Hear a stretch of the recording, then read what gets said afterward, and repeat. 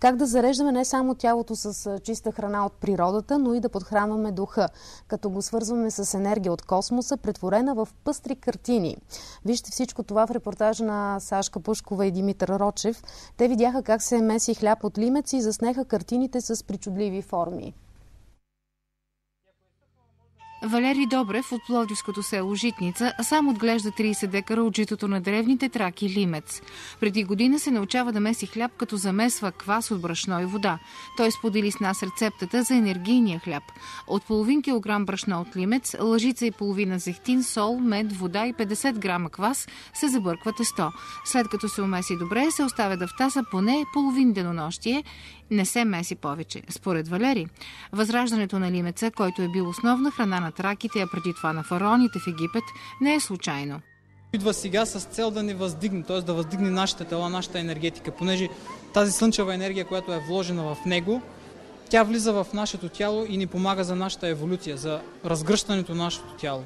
С 2 филийки хляб от лимец човек се чувства нахранен. Той подпомага храносмилането, полезен е за спортисти, защото бързо трупа мускули. Заради ниското съдържание на глутен, лимецът може да бъде храна за хората, които страдат от непоносимост към това вещество. Лимецът има до толкова елементи, толкова много, че позволява да се замести храненето с месо и зеленчуци. Тоест, може да се храним само с това нещо. Само с лимец може да се изхранваме. Преди увлечението му по лимеца, Валери Добрев първо рисува зареждащи с енергия картини. Те са изписани с космически кодове.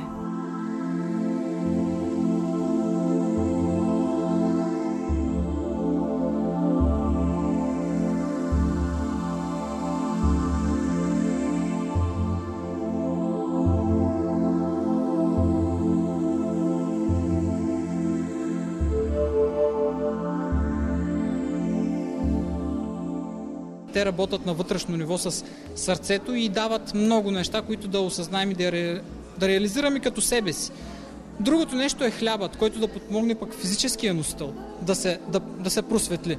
Затова аз работя в една среда, която позволява на духът да се интегрира цялостно в тялото. Самата картина си го съдържа определеният код и определената работа, която има да свърши с човек. Всяка картина има различна работа, различно ниво дълбочина на навлизане в себе си и разгръщане на нашата висша същност. Кой ви ги спуска тия кодове, защото са изписани някакви иероглифчета?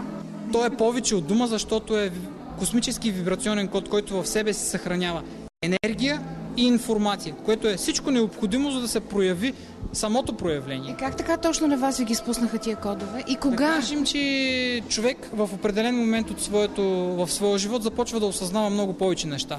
Аз осъзнавам, че не съм от сега на тази планета, че съм бил много пъти на тази планета. Всичкото познание, до което съм достигнал през миналите ми прераждания, сега е времето да го проектирам, да го реализирам, да го дам на хората. За да се заредите с картина на Валери Добрев, е необходимо да имате в ръце копие на някой от неговите платна. Ръцете може да се сложат на копието. Да, ръцете са проекция на сърцето, т.е.